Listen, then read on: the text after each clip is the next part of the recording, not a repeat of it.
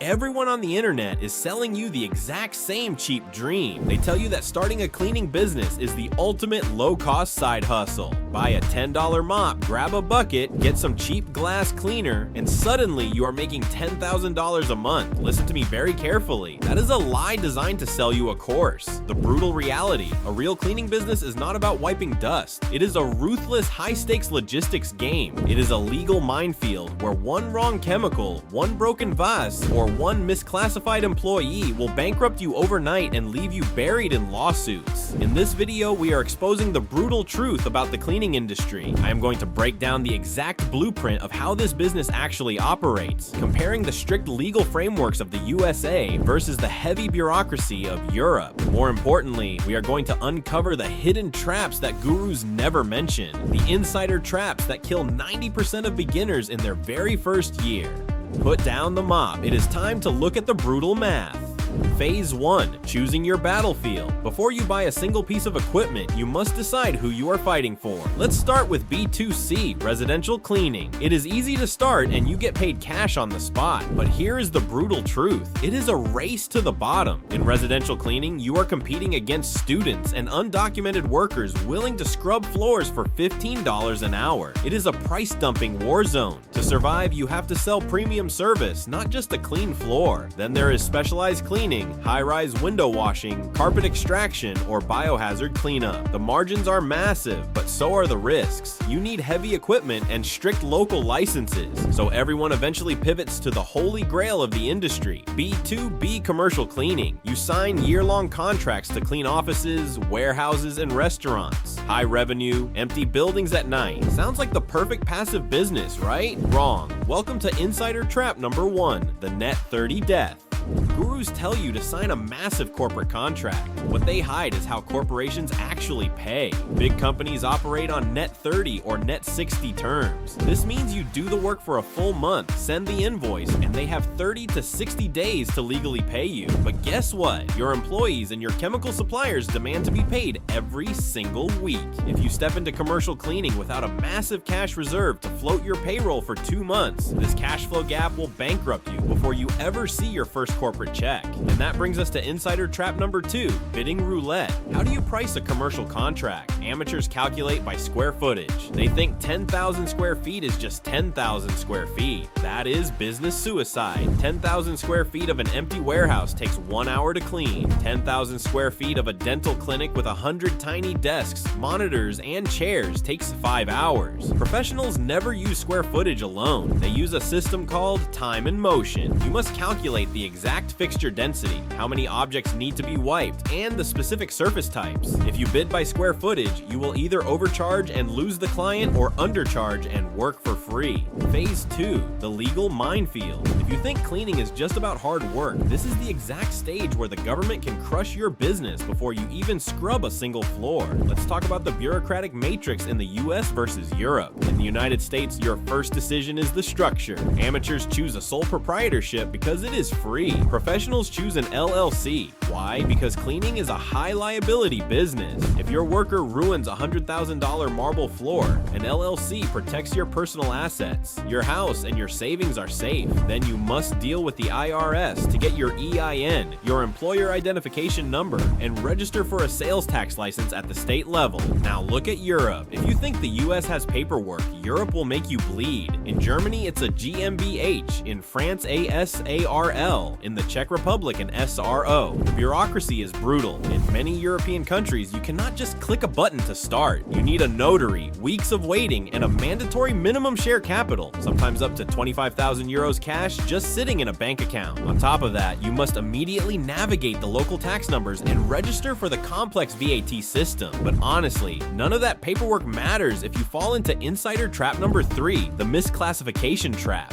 This is the ultimate corporate trap that kills beginners in the US. To avoid paying payroll taxes, workers' comp, and health insurance, lazy business owners hire cleaners as independent contractors using tax form 1099. They think they are being smart. Listen to me, the IRS absolutely hates this. There are strict legal tests. If you tell a cleaner what time to show up, what uniform to wear, and what chemicals to use, that person is legally an employee, a W-2 worker. If you get audited audited, the government will classify your entire workforce. They will hit you with back taxes, massive penalties, and interest that will destroy your company in 24 hours. And if you think you can pull this off in Europe, forget it. In the UK, Germany, and France, this is called bogus self-employment. The European labor laws are even more aggressive. If you try to mask real employees as freelancers to dodge Social Security contributions, you aren't just facing a fine, you are looking at a criminal investigation and potential jail time. The law doesn't care about your profit margins. Play by the rules or the system will break you. Phase 3, the business shield. Amateurs treat insurance like an annoying extra expense. Professionals know it is the only armor keeping you out of personal bankruptcy. Let's cover the absolute basics. You must have general liability insurance. If your cleaner uses the wrong acid and permanently destroys a $50,000 marble floor, or leaves a sink running and floods an entire law office, general liability pays the bill. Without it, you are finished. Then you need workers' compensation. If your employee slips on a wet floor and breaks their spine, this covers the medical bills. Skip this, and you are paying for their surgery. But that is just the standard stuff. Now, I need you to listen closely, because this next part destroys thousands of businesses. Welcome to Insider Trap number 4, false accusations. Gurus talk about preventing accidents, but they never tell you how to protect yourself against your own clients. Imagine this scenario. You get a contract for a luxury home. Your cleaner does a perfect job and leaves. The next morning, the client calls the police. They claim their $20,000 Rolex is missing, and they point the finger directly at your employee. It does not matter if your cleaner is completely innocent. The accusation alone is a death sentence. The client leaves a massive 1-star review on Yelp, calling your company thieves. Your reputation is instantly vaporized, and your phone stops ringing forever. How do you survive this? First, you must be bonded. A surety bond protects your clients from actual theft by your employees. But the real brutal truth? A piece of paper won't save your reputation. The true shield is strict operational protocol. Today, smart residential cleaning empires mandate body cameras for their staff. You log in, you record, you log out. No blind spots, no fake claims. You don't just insure against accidents. You must insure against human nature. Phase 4, operations and the rules of the game. Amateurs buy supermarket bleach and paper towels. Professionals invest in commercial extractors, HEPA vacuums, and branded uniforms. And your marketing? Forget printing cheap flyers. In this business, you live and die by local SEO, dominating Google Maps, and defending your Yelp rating with your life. But you have to understand the mentality of your market. In the US, tipping is deeply embedded in the culture. Cleaners routinely expect a 15 to 20% tip, which helps subsidize their base wage. In Europe, tipping is extremely rare. You must calculate your margins knowing you are paying a higher flat base salary. Furthermore, Europe is governed by strict REACH environmental standards. European clients will force you to use strictly green, biodegradable chemicals. They often cost 3 times as much and clean half as well, but you have to adapt. And remember, if you are doing heavy commercial work or biohazard cleanup, you must secure specific local government licenses before you touch anything. But all the marketing and licenses in the world won't save you from this next disaster. Welcome to Insider Trap number 5, cross-contamination. Gurus never talk about the actual mechanics of cleaning, they just talk about profits. Imagine your employee uses a standard yellow microfiber cloth to wipe down an office toilet. Then, to save time, they walk out and use that exact same yellow cloth to wipe down the CEO's desk or the office kitchen counter. Congratulations, you just spread E. coli and dangerous bacteria across an entire corporate headquarters. When the staff gets violently ill, the health department gets involved and you get hit with a multi-million-dollar cross-contamination lawsuit. True professionals never mix equipment. They enforce a strict military-grade color coding system. Red is exclusively for high-risk areas like toilets. Blue is for glass. Green is for food prep areas. Yellow is for general dusting. In this business, one cheap rag in the wrong place is a financial weapon of mass destruction. Phase 5, the ultimate nightmare.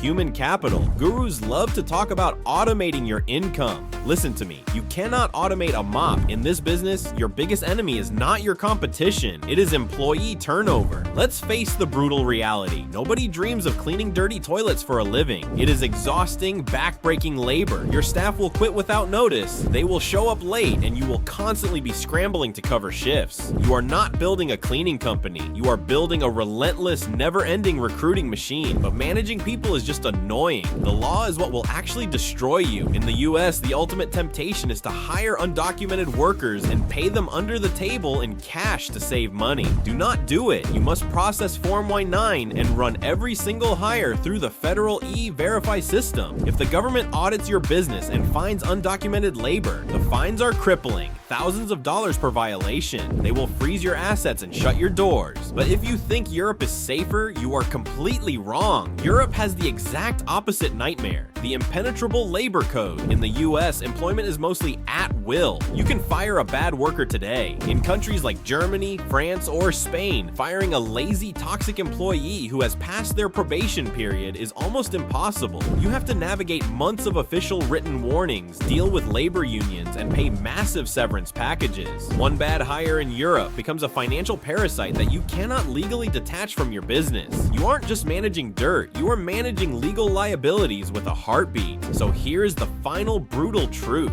A cleaning business is not about mops, buckets, and glass cleaner. It is a high-stakes business of risk management, complex logistics, and human resources. If you master the systems, protect your liability, and learn how to manage people, you can build a multi-million-dollar cash-flowing empire. But if you just buy a sponge and hope for the best, this market will eat you alive and leave you in debt. Stop listening to fake gurus selling you a dream. If you want the brutal truth about building real businesses and surviving the trenches, hit that subscribe button to Business Scout right now. Master the logistics, master the wealth. See you in the next one.